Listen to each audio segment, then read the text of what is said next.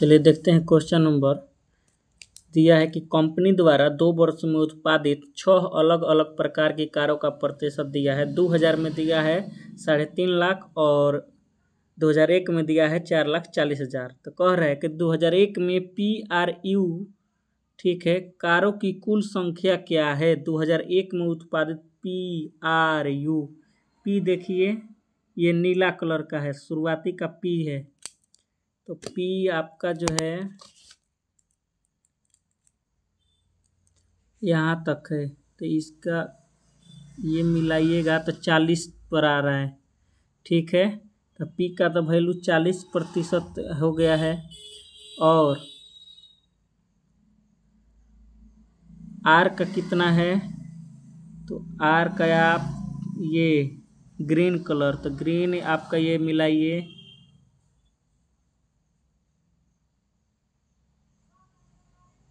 यानी ये 75 पर है और 2001 में, और ये जो है आपका 60 पर है, 60 और 75 के बीच में है, तो ये आपका हो गया 15%। और आप मिलाइए यू लास्ट में देखिए ये मात्र 95 से 100 के बीच में है, तो ये 5% है, तो ये आपका 40 20 60% आ गया। तो 44 इसका 4,40,000 का 60% निकालिएगा तो 44 गुना पहले 6 कीजिए, तो 4 छक्का 24, 4 छक्का 24 यानी 264, 3 गो जीरो बैठा दीजिए, आंसर आ गया। चलिए नेक्स्ट क्वेश्चन पर हम लोग आते हैं।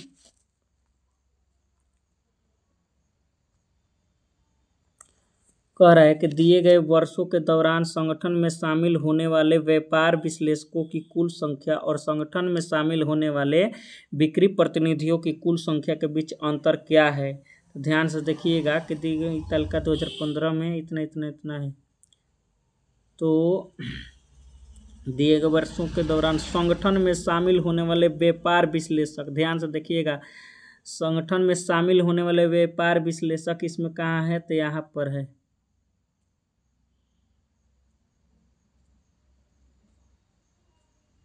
व्यापार विश्लेषक शामिल होने वाले यहाँ पर दिखाई दे रहा है आपको।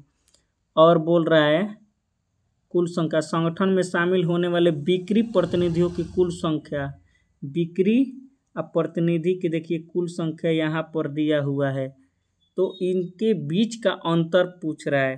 तो आप डायरेक्ट इसको कंपैरिजन भी करके लिख सकते हैं, और नहीं तो डायरेक्ट ऐड करके माइनस कर सकते हैं। जैसे ही मतलब कि 80 में से 50 घटाइएगा 30, ऐसे भी कर सकते हैं आप। ये 63 में से फिर घटा दीजिए 46, तो हो गया 14 3 17। फिर 78 में से ये 38 घटाइएगा तो हो गया आपका 40। और जो है 42 में से 34 घटाइएगा तो हो गया 8। ये 67 में से 22 घटाइएगा तो हो गया आपका 45। अब इसको ऐड कर दीजिए तो 5 8 13 7 20 की जीरो हासिल हो गया 2 2 3 5 1 6 4 10 4 14 140 हमारा आंसर हो गया। ऐसा शंक्वार पात्र जिसकी आंतरिक त्रिज्या 20 सेंटीमीटर और ऊंचाई 27 सेंटीमीटर है पानी से भरा है।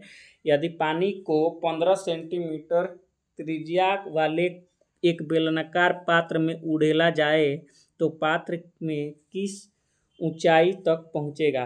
तो ध्यान रखिएगा एक बात, जितना पानी आप बेलनाकार पात्र में मतलब कि डाल रहे हैं, तो कहने का मतलब है कि शंक्वार बर्तन का जो वॉल्यूम होगा वही बेलनाकार बर्तन का वॉल्यूम होगा। तो हम यहाँ पर कह देंगे कि बेलनाकार है तो इसका वॉल्यूम होता है pi r square h, pi r square. H का मान लीजिए कि आप एक्स चाहे कुछ भी आप ले सकते हैं, एक्स ले लीजिए ना कि 1 मीटर ऊंचाई तक उठेगा पानी। और जो है आज शंक्वार बर्तन वाला पानी डाला रहा है इसमें, तो शंक्वार का आयतन कितना है, तो 1/3 पाई आर स्क्वायर का वैल्यू इसमें कितना रखाएगा, तो शंक्वार का आयतन कितना, त्रिज्या कितनी है 20, तो 20 20 400 यहाँ पर रख दीजिए, इनटू एच का वैल्यू कितना है, तो 27 शंक्वार का ऊंचाई दिया है, ठीक है, कोई दिक्कत नहीं है। इसमें आपका 15 सेंटीमीटर त्रिज्या था।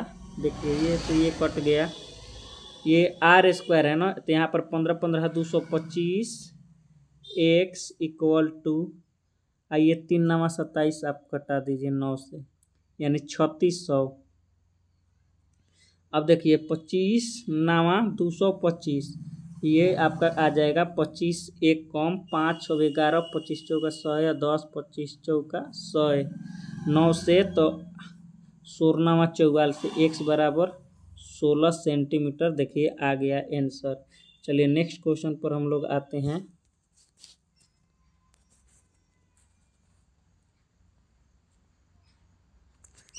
यदि दो समद्विबाहु त्रिभुजों के क्षेत्रफल का अनुपात दिया हुआ है एक्स स्क्वायर अनुपात वाई स्क्वायर, तो उनकी संगत ऊंचाइयों का अनुपात क्या होगा। दो समद्विबाहु त्रिभुजों के क्षेत्रफल का अनुपात दिया है, तो याद रखिएगा क्षेत्रफल का अनुपात जो होता है उनकी संगत भुजाओं के वर्ग के अनुपात के बराबर होता है। तो क्षेत्रफलों का एक सम दे दिया है एक्स स्क्वायर बटा वाई स्क्वायर, संगत भुजा के ऊंचाइयों का अनुपात जो है, ऊंचाई का जो अनुपात है इनके वर्ग के अनुपात के बराबर होता है। ठीक है ना, तो इस तरह से भी कर सकते हैं, यानी ये कट जाएगा, तो H1 बटा H2 क्या आएगा एक्स बटा वाई। चलिए नेक्स्ट क्वेश्चन पर हम लोग आते हैं।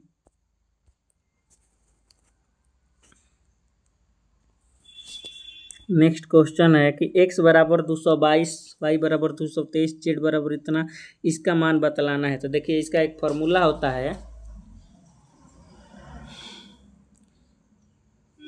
X cube plus y cube plus z cube minus 3xyz का फॉर्मूला होता है 1/2 x plus y plus Z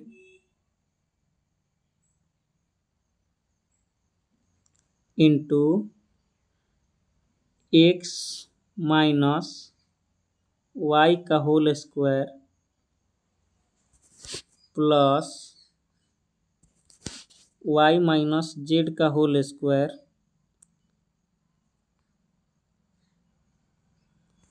plus z minus x का होल स्क्वायर।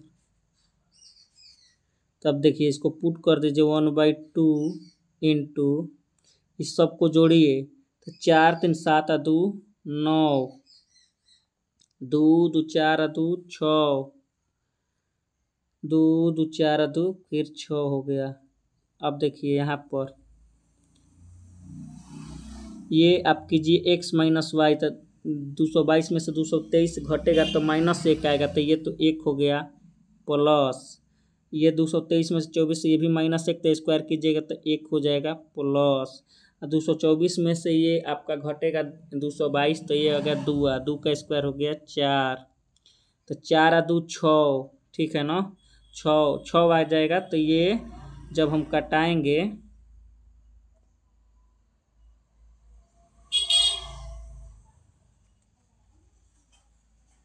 अब हम लोग कटा देंगे इसको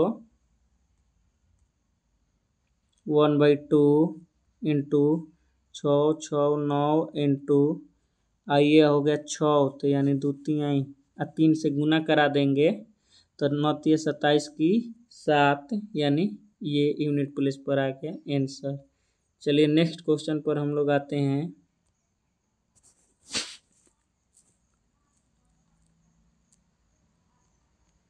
क्वेश्चन है एक्स वाई का मान निकालना है, तो ध्यान से देखिएगा बार बार। हाँ, इसका एक डायरेक्ट इसका यूज कीजिए 144 equal to 8 into x plus 8, तो 18 8 44 से होता है, तो यहाँ पर 10 रखाएगा तभी नहीं आएगा, सीधा सी आंसर है। चलिए नेक्स्ट क्वेश्चन पर आते हैं हम लोग। कह रहा कि साइन ए बराबर 4/5 है, तो साइन स्क्वायर ए का मान बतलाए ना, तो 16/25, इसमें तो कोई डाउट ही नहीं होनी चाहिए। ये आपका 8 नंबर क्वेश्चन है कि एक पुलिसकर्मी ने अपने सामने 40 मीटर की दूरी पर एक चोर को देखा। 40 मीटर की दूरी पर ध्यान से देखिएगा, एक पुलिसकर्मी जो है 40 मीटर की दूरी पर चोर को देखा।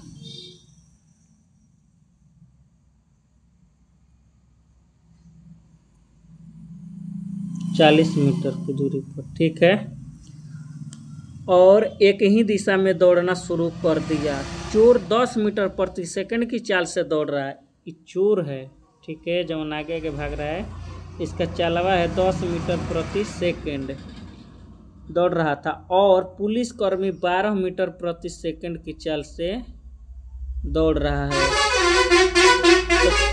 तो चोर पकड़ने के लिए पुलिसकर्मी कितनी दूरी तक मतलब दौड़ेगा? तो देखिए बीच के डिस्टेंस, इसका रिलेटिव स्पीड ये होगा 40, अब बटा एक ही डायरेक्शन में है तो माइनस हो जाएगा, तो ये हो जाएगा 2 दहिया, यानी 10 सेकेंड तक दौड़ेगा। तो याद रखिए 12 मीटर दौड़ता है 1 सेकेंड में, ठीक है, तो 10 सेकेंड में 120 मीटर दौड़ेगा। तो क्या कह रहा है, सॉरी 2 से ये 20 आएगा, सॉरी 20 सेकेंड में 12 दूनी 24, 240 मीटर दौड़ेगा। चलिए नेक्स्ट क्वेश्चन पर आते हैं हम लोग।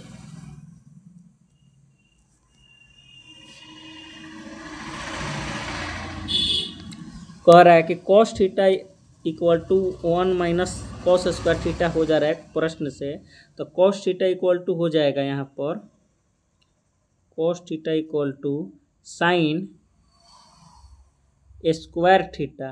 बस अब ध्यान से रखिए, तो हम कहेंगे साइन 4 थीटा इक्वल टू क्या हो जाएगा, कॉस स्क्वायर थीटा। प्रश्न में रखिए साइन 4 के जगह पर कॉस स्क्वायर थीटा रखिए, तो cos square theta plus cos square theta 2 cos square theta 2 cos square theta, तो कॉस थीटा निकल गया, रूट में 2 बच गया, यानी √2 कॉस थीटा आंसर।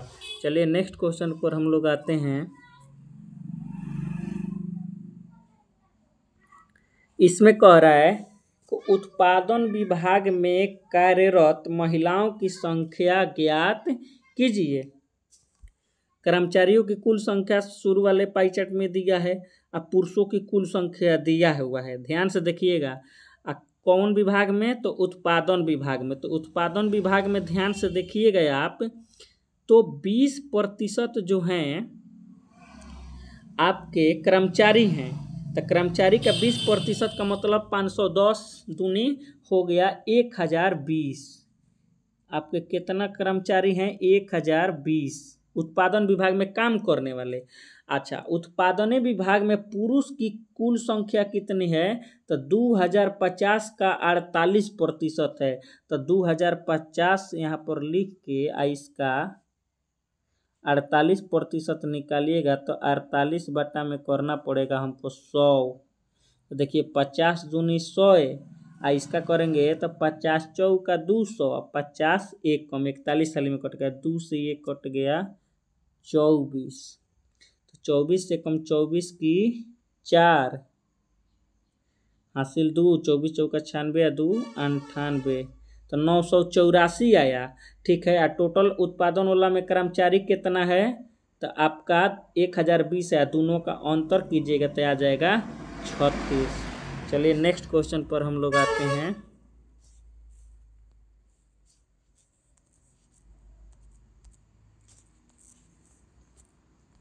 ये 11 नंबर क्वेश्चन को ध्यान से देखिए। कह रहा है कि OBA का मान बताना है, कोण OBA का मान बताना है। तो कोण APB 54 डिग्री है, तो इसका आधा होता है 27 डिग्री, याद रखिएगा इसको। चलिए नेक्स्ट क्वेश्चन पर हम लोग आते हैं।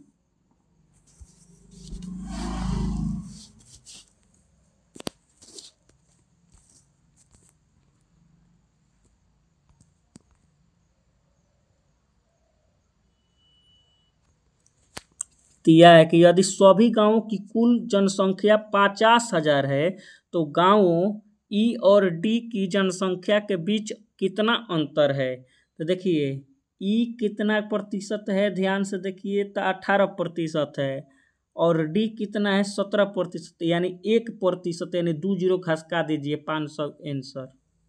चलिए नेक्स्ट क्वेश्चन पर आते हैं। 13 नंबर, ध्यान से देखिए। कर कि कोई धनराशि साधारण ब्याज पर 7 वर्ष में दोगुनी तो कितने समय में 5 गुनी होगी। इसके लिए भी एगो ट्रिक याद रखिएगा। T1 by T2 equal to N1 minus 1 बटा N2 माइनस 1 होता है। अब ध्यान दीजिएगा, T1 यानी 7 वर्ष, T2 नहीं पता है तो इसको x मान लेते हैं। अच्छा, 7 वर्ष में कितना हो रहा है, दोगुनी, तो 2 माइनस 1 1 हो गया। ये कह रहा है कितने समय में 5 गुनी, तो 5 माइनस 1 4 हो गया, यानी 7 चौका 28। x बराबर कितना आ गया 28 वर्ष आंसर। चलिए नेक्स्ट क्वेश्चन पर हम लोग आते हैं।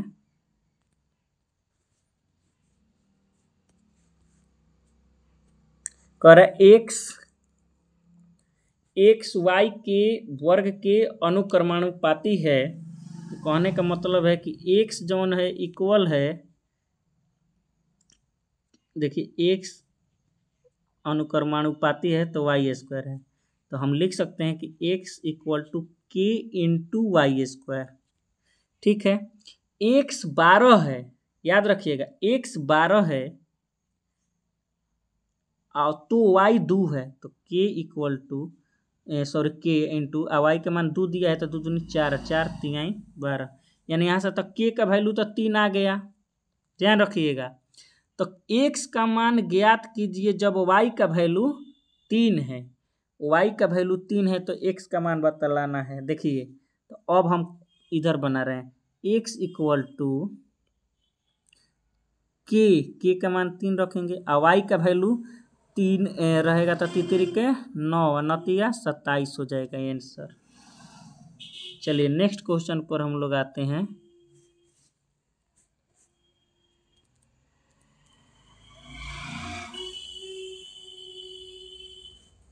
15 नंबर, ध्यान से देखिएगा क्वेश्चन को। एक बेईमान डीलर वस्तुओं को क्रय मूल्य पर 7% की हानि पर बेचता है, लेकिन 18% कम वजन का उपयोग करता है। याद रखना है, 18% कम वजन का उपयोग करता है, तो उसके लाभ का प्रतिशत ज्ञात करें। फिर से क्वेश्चन, एक बेईमान डीलर वस्तुओं को क्रय मूल्य पर 7% की हानि पर बेचता है। तो मान लीजिए कि क्रय मूल्य इसका 1000 है, 1000 मतलब कि रुपये प्रति केजी भी बेच रहा है। तो देखिए इसको 7% हानि होगा तो इसमें से कितना माइनस होगा, इसका माइनस होगा 70, यानी 930 में बेच रहा है। ठीक है ना, लेकिन 18% जो है कम वजन का उपयोग करता है।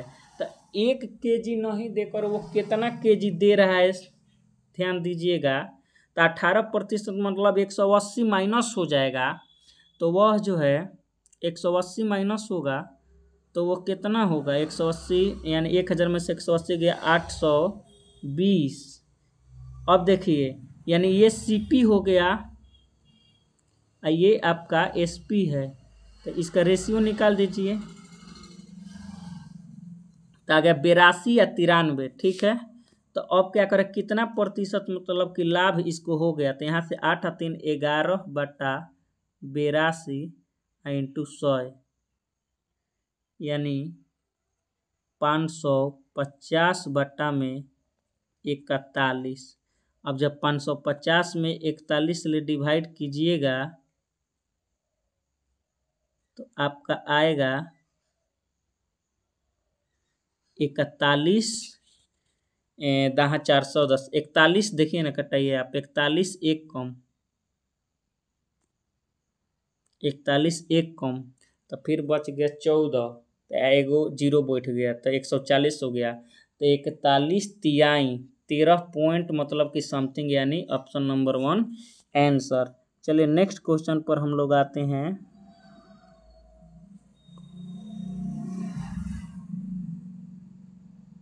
16 नंबर क्वेश्चन को कि 60, 148, 382 का महत्तम समवर्तक ज्ञात कीजिए। तो इसमें भी कुछ नहीं करना है। 60 और 148 और 382 का अगर HCF निकालना है तो आप ध्यान से देखिएगा 60 और 148 के बीच का डिफरेंस कितना है। तो यहाँ से हम पाएंगे कि यहाँ पर इसका डिफरेंस या फिर 74 दूनी 148 होता है, ये 182 होता है, 191 दूनी ये 30 दूनी होता है। ये क्लियर है, इसका 2 आंसर होगा, क्योंकि देखिए ये 30 दूनी हो रहा है तो 2 आ गया है, 74 दूनी यानी 37 गुना 4 हो रहा है, लेकिन यहाँ पर जो है 191 आ रहा है यानी ऑड नंबर, इसलिए 2 जो है कॉमन फैक्टर है। चलिए नेक्स्ट क्वेश्चन पर हम लोग आते हैं।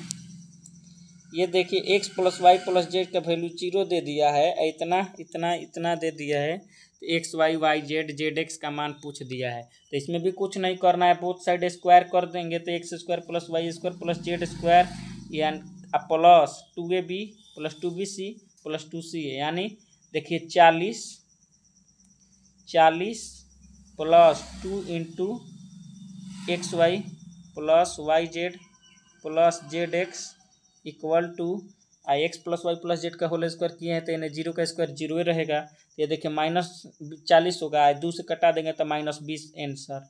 चलिए नेक्स्ट क्वेश्चन पर हम आते हैं।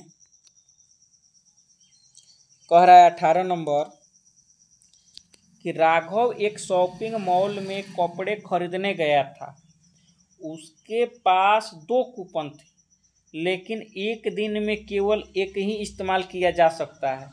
पहले कूपन का उपयोग करके कुल राशि पर 30% छूट प्राप्त की जा सकती है, और दूसरे कूपन का उपयोग करके वह कम से कम 3 शर्ट खरीदता है तो उसे महंगी शर्ट की कीमत पर 80% छूट मिलेगी। याद रखना है, पहिलका जौन शर्त है तो उसको 30% की छूट मिलेगा पहिलका कूपन पर। अच्छा, आ दूसर का जैसा ही कूपनवा है एकरा पर है कि महंगा शर्ट पर 80% छूट मिलेगा, महंगा शर्ट पर, ठीक है ना। 3 गो शर्ट खरीदना है, ये में एगो शर्टवा जो महंगा है ओकरा पर कितना मिलेगा, 80% छूट मिलेगा। तो यदि 3 शर्ट की कीमत 1250, 1540 इतना है तो राघव न्यूनतम कीमत पर 3 शर्टें किस कीमत पर खरीद सकता है। तो 3 गो शर्ट इसको खरीदना है तो न्यूनतम कीमत पूछ रहा है ना। तो राघव न्यूनतम कीमत पर 3 शर्टें किस कीमत पर खरीद सकता था। इसमें भी कोई दिक्कत नहीं है, आप ना एक काम करो, तीनों को ऐड करा दो। तो 1250 हो गया, ये 1540 हो गया, तो 15 12 27 और 50 40 90, 2790 हो गया। 27 से 100 अभी इसको रखें, 90 अभी हटाइए, तो 27 13 हो गया 4000, और 90 और 75 और जोड़ दीजिए तो 9 7 16 165 जोड़िए यानी हो गया 4165 टोटल, इतना हो गया। याद रखिएगा। अब क्या बोल रहे हैं ना कि इस पर 30% का छूट देना है, तो ये हो जाएगा आपका 7/10। तो देखिए 7 × 5 = 35 की 5 हासिल आ गया आपका 3, और 7 × 6 = 42, 3 × 45 की 5 हासिल 4, 7 × 7 = 4, 11 की 1 हासिल 1, 7 × 4 = 28, 1 29, 1 अंक के बाद दशमलव। तो देखिए 29 15.5 आंसर हो गया। दूसरा वाला ट्राई कीजिएगा ना, इस पर महंगा पर इसको 80% छूट मिल रहा है, तो यानी 1540 पर 80% छूट मिलेगा। तो आप देखिएगा कि 1375 या 1250। तो आप याद रखिए 13 12 तो एजबे हो गया आपका 2500, ठीक है ना। आप 50 और 75 हो गया 125, तो 2625 तो ऐसे ही हो गया। इसका 80% निकालेगा तो ये कुछ ज़्यादा हो जाएगा, ठीक है ना। 27 2900 3000 प्लस हो जाएगा, इसलिए ये आंसर नहीं होगा, न्यूनतम 29 15.5 ही होगा। नेक्स्ट क्वेश्चन पर आते हैं हम लोग।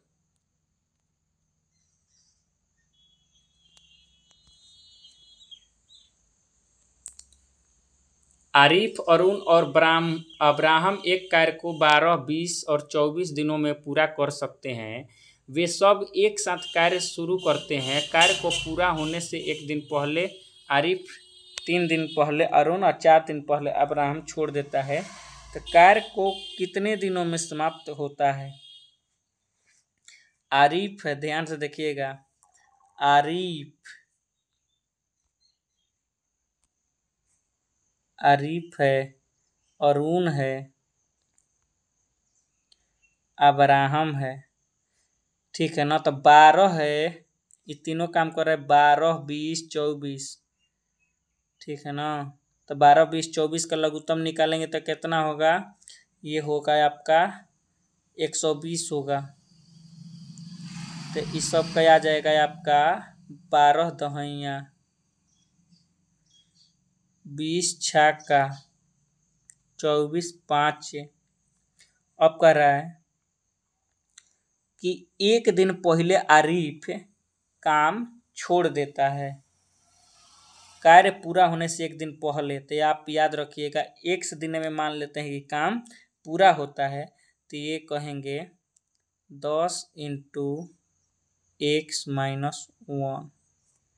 ये आरिफ एक दिन पहले छोड़ दिया, प्लस कह रहा है कि 3 दिन पहले अरुण काम छोड़ता है, तो यानी 6 × x - 3 प्लस 4 दिन पहले अब्राहम काम छोड़ता है, तो 5 × x - 4 इक्वल टू काम कितना हो गया? एक काम हो गया, फिनिश। कितना? 120 हो गया, ठीक है ना, इक्वल टू 120 काम। तो याद रखिएगा, अब देखिए 10x, 6x और 5x, तो 10, 6, 16, 5, 21x हो गया। यहाँ पर 21x, 21x हो गया। फिर 10, 36, 18, 10, 28 और आपका आ गया 4 दिन पहले छोड़ रहे हैं ना,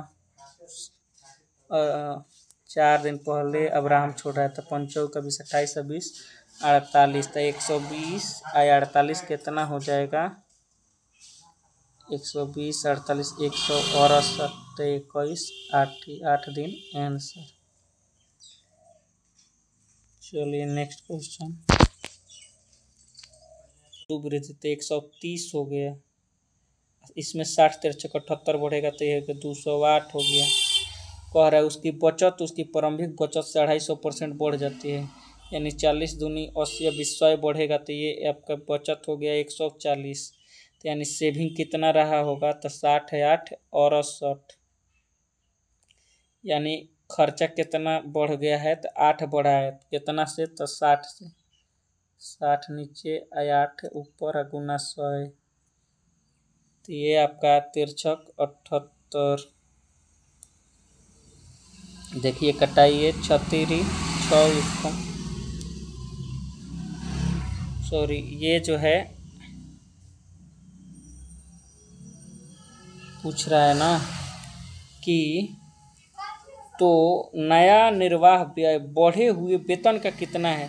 तो ये 208 का कितना प्रतिशत है? 208 का 68 कितना प्रतिशत है? तो 68 बटा 208,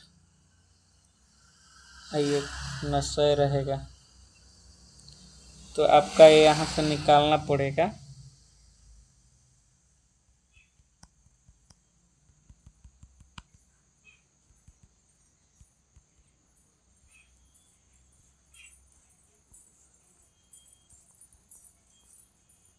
इसको निकालना पड़ेगा, तब भागा दीजिएगा तो आएगा 624, 3 पॉइंट कुछ तो सब में है, तो आप दीजिए भाग 3 624, तो आ गया आपका 56।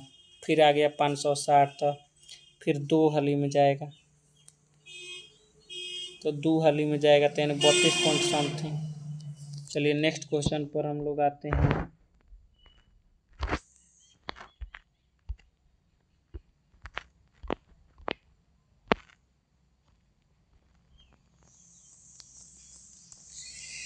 छः x square plus 13x plus 7 बराबर 0, अल्फा बीटा अगर मूल हैं तो समीकरण ज्ञात कीजिए अल्फा स्क्वायर बीटा स्क्वायर वाला।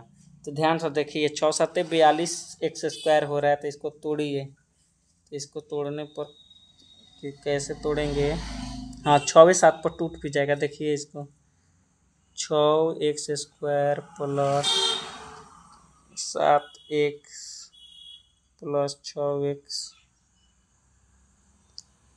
एक्स प्लस 7 एक्स लिखिए प्लस 7 बराबर 0, यानी 6 एक्स कॉमन लीजिए तो एक्स प्लस 1 प्लस 7 कॉमन लीजिए तो एक्स प्लस 1 इक्वल टू 0। तो एक्स का वैल्यू आ गया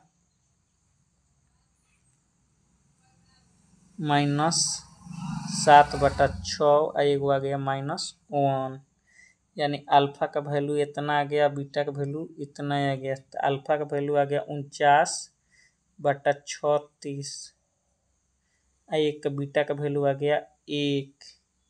ठीक है ना, बीटा स्क्वायर अल्फा स्क्वायर और बीटा स्क्वायर का वैल्यू आ गया। चलिए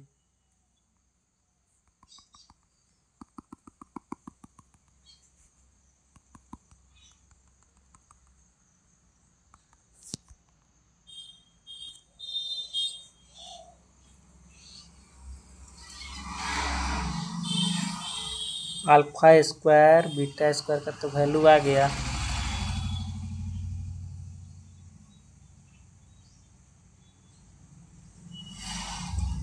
अल्फा स्क्वायर का जो वैल्यू आया है 49/36, बीटा स्क्वायर का जो वैल्यू आया है आपका 1। तो दोनों को जोड़िएगा तो क्या आएगा, तो आ जाएगा आपका 49 और 36 हो जाएगा 85। Alpha square plus beta square, ये फॉर्मूला ही होता है द्विघात बहुपद का, माइनस इतना into x plus alpha square into beta square. तो एक्स स्क्वायर माइनस इसको जोड़िएगा तो 85/36 plus alpha square beta square को गुना कीजिए तो आएगा 49/36। तो 36 होने चल जाएगा, तो यानी 36 माइनस 85 एक्स प्लस 49। चलिए नेक्स्ट क्वेश्चन पर हम लोग आते हैं। स्क्वायर ए हो जाएगा, तो tan ए का मान आप पुट कीजिए। tan ए का मान आप पुट कीजिए, कितना आएगा 3/4 इंटू सेक स्क्वायर ए का, सेक स्क्वायर ए नीचे हो गया तो ऊपर गया तो कॉस स्क्वायर ए हो गया।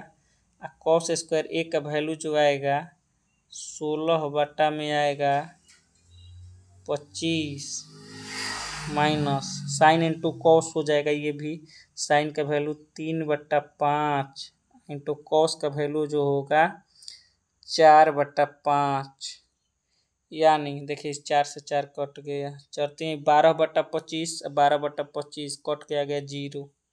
चलिए नेक्स्ट क्वेश्चन पर हम लोग आएंगे 23 नंबर।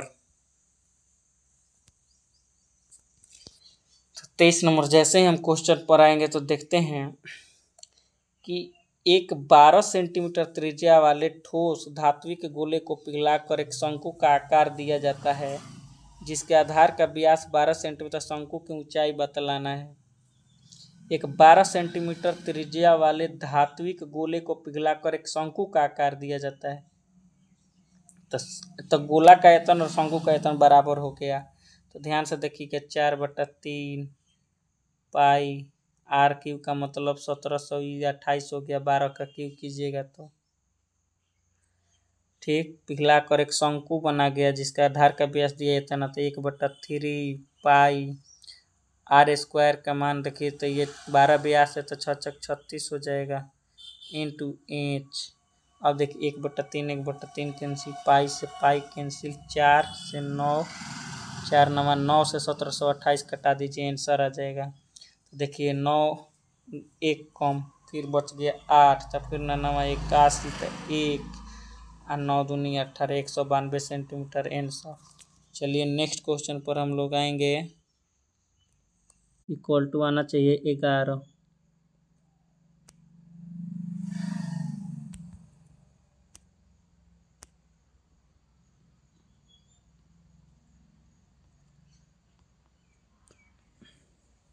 तो ये आ गया 21 में से 15 गया 4, तो P इक्वल टू आएगा 11 में से 6 गया 5। चलिए नेक्स्ट क्वेश्चन 25 नंबर पर आते हैं।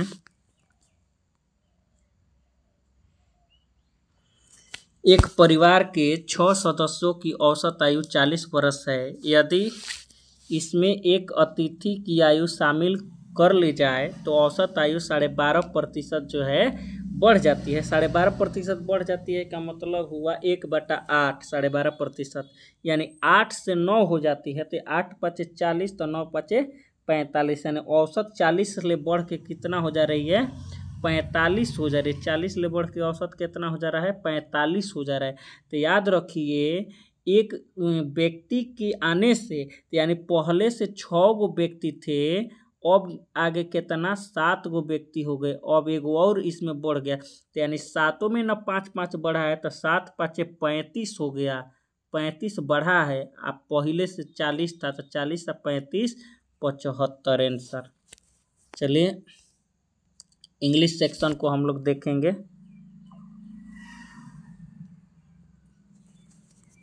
क्वेश्चंस पर आते हैं।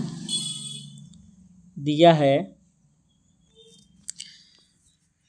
कि select the option that can be used, one word substitution है। देखिए having a feeling of guilt, मतलब क्या है ना कि गलत महसूस होना, गलती महसूस होना। तो ये क्या होता है, रिमोर्स, पश्चाताप, ठीक है ना, ये आंसर होगा। अब चलिए नेक्स्ट क्वेश्चन पर हम लोग आते हैं।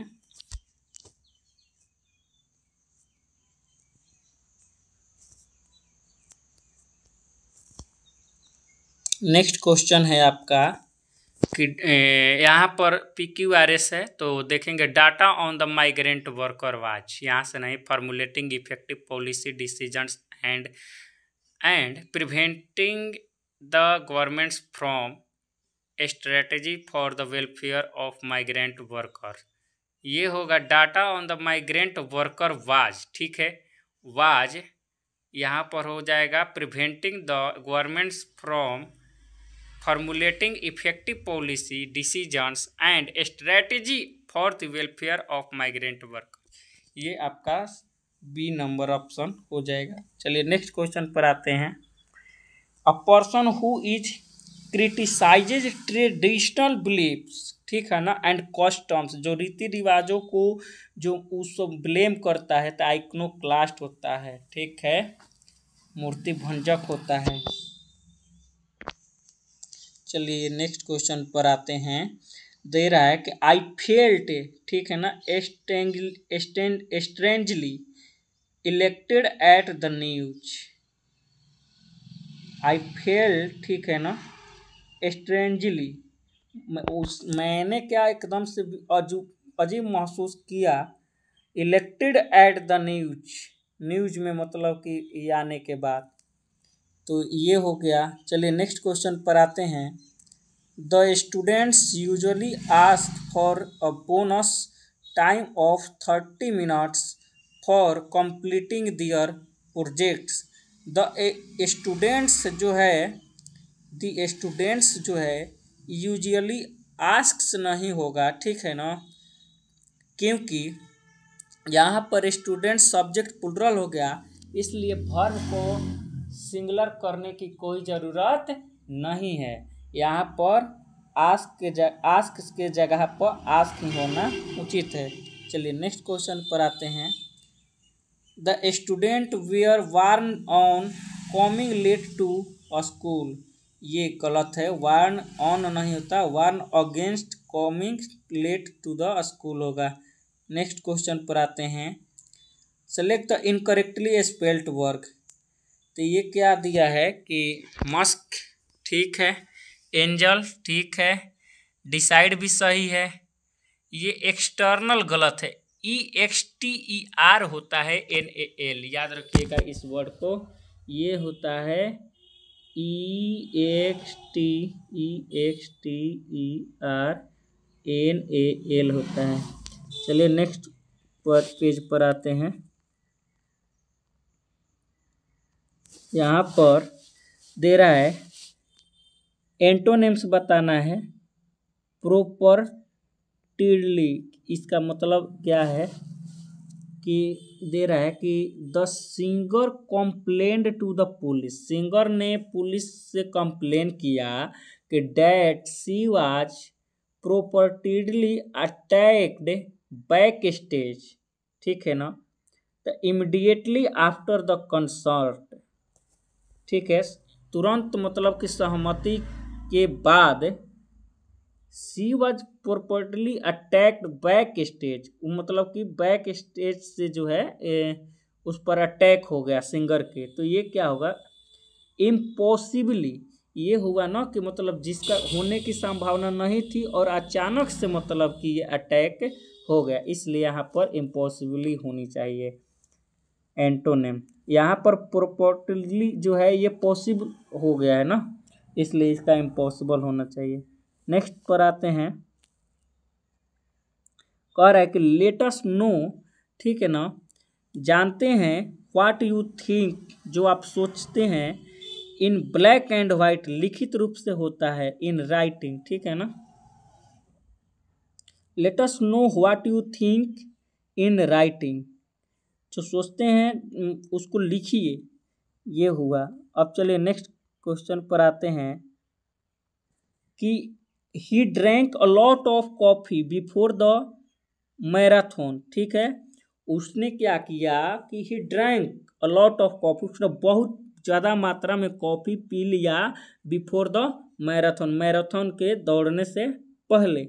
इसका क्या करना है, पैसिव बनाना है, तो हम कहेंगे a lot of coffee was drunk by him, उसके द्वारा पिया गया बिफोर द मैराथन, एकदम सही है। चलिए नेक्स्ट क्वेश्चन पर आते हैं हम लोग, 11 नंबर, कह रहा है कि on the major challenges he faced during his undergraduate days were the shortage of money. देखिए अंडर ग्रेजुएट डेज यहाँ पर वेयर ना होके वाज होना चाहिए, क्योंकि एक सिंगल के लिए यहाँ पर सिंगल सब्जेक्ट के लिए आया है, ये डेज के हिसाब से नहीं चलेगा, ही के हिसाब से चलेगा, इसलिए वाज होना चाहिए। चलिए नेक्स्ट पेज पर आते हैं, कह रहा है कि ये सेलेक्ट करना है given sentence passive voice, they flu a kite in the evening, ठीक है, तो ये होगा a kite was phloem bye them, ठीक है, इन द इवनिंग, क्लियर है। इसमें याद रखना है वॉइस में कि टेंस जो है चेंज नहीं होता है, नरेशन में जो है टेंस चेंज होता है, तो याद रखिएगा कि अगर हमको एक्टिव दिया है पास्ट में तो हमारा पैसिव भी पास्ट में ही होगा, तो ये हम फ्लू को देखते हैं तो a kite was phloem bye them in the evening, ये होगा, ठीक है ना, यहाँ से इस तरह से समझते हैं, एलिमिनेट भी ऑप्शन को करने में हमको बहुत ज़्यादा आसानी भी मिलती है। चलिए नेक्स्ट क्वेश्चन पर आते हैं, रेड टेपिज्म होता है, ज़्यादा नियम कानून होता है, ऑफिशियल रूल्स, ठीक है, ब्यूरोक्रेसी, नौकरशाही, that makes it difficult to do something, किसी काम को करने के लिए। चलिए नेक्स्ट क्वेश्चन पर आते हैं हम लोग, यहाँ पर क्या बोल रहा है कि social economics is a Meta discipline, ठीक है ना, सोशल जो सामाजिक इकोनॉमिक्स है, अर्थव्यवस्था है, इज ए मेटा डिसिप्लिन जो प्राथमिक मतलब की है, इन विच इकोनॉमिक्स, उस मतलब की इकोनॉमिक्स में, इज इंट्रेंच्ड इन सोशल, ठीक है, political and cultural behaviours, entrench मतलब होता है टिकाऊ के सेंस में, तो ट्रांसिएंट मीन्स होता है क्षणिक, ठीक है, एफिमेरल इसका सिनोनिम होगा ट्रांसिएंट का। तो चलते हैं नेक्स्ट क्वेश्चन पर। कर इनकरेक्टली को चुनना है। एग्रावेट मतलब कि बिगाड़ देना और भी मतलब कि तीव्र कर देना। नाइट होगा। बेंचमार्क ये नहीं। सब्सिस्टेंस SUBSISTENCE होता है, ये यहाँ पर गलत हो गया है। चलिए नेक्स्ट क्वेश्चन 16 नंबर हम देखेंगे। कर Meena said that her parents were getting divorce. तो मीना सेड इन्वर्टेड कॉमा करेंगे माई पेरेंट्स आर होगा। देखिए अब वेयर आता है तो ईच एम आर का आवाज वेयर में चेंज होता है, तो यहाँ पर आर वाला ऑप्शन डायरेक्ट हम चूज कर लेंगे, सही होगा।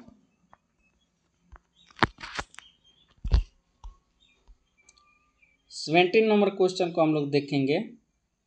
The young fellow was innocent without गाइल। गाइल का मतलब होता है धोखा होता है, धूर्त के सेंस में होता है, तो इसलिए होता है डिसीट। ठीक है। मॉरलिटी मतलब होता है नैतिकता। प्राइड मिस होता है गर्व होना। ग्रेडी मिस होता है लालची, ग्रीड होता है। तो ये 18 नंबर क्वेश्चन देखते हैं। कह रहा है कि आइदर ही इज मैड, या तो वो पागल है, और ही फेंस मैडनेस, या वो मतलब कि पागलपन की मतलब कि ये कर रहा है। चलिए नेक्स्ट क्वेश्चन पर आते हैं। Sita seems not to be affected. यहाँ पर ध्यान देने की बात है कि not to be affected by the pleasure and pains of life. तो यहाँ पर इसके लिए एक वर्ड आता है स्टोइक, जो मतलब कि होता है जिसको प्लीजर से और इस सब चीज़ों से, दुनियादारी से मतलब नहीं होता है, पेन से मतलब नहीं होता है, जीवन के दुख दर्द से मुक्त है, तो वो स्टोइक होता है। स्ट्रिक्ट का मतलब कहते हैं नियम कानून से रिलेटेड है। स्ट्रिक्टेड होता है लॉ। एक्टिव तो आप लोग जानते हैं, पैसिव जानते ही हैं। चलिए next question. Your words seemed more like a demand rather than a plea. ठीक है ना। Your words seemed more like, आपके जो शब्द ज़्यादा पसंद किए जाते हैं रेदर देन अ प्ली, रिक्वेस्ट के सेंस में है। ठीक है ना। प्ली मिस ऑर्डर होता है, तो ये होता है यहाँ पर प्ली, रिक्वेस्ट के सेंस में। चलिए नेक्स्ट क्वेश्चन पर आते हैं।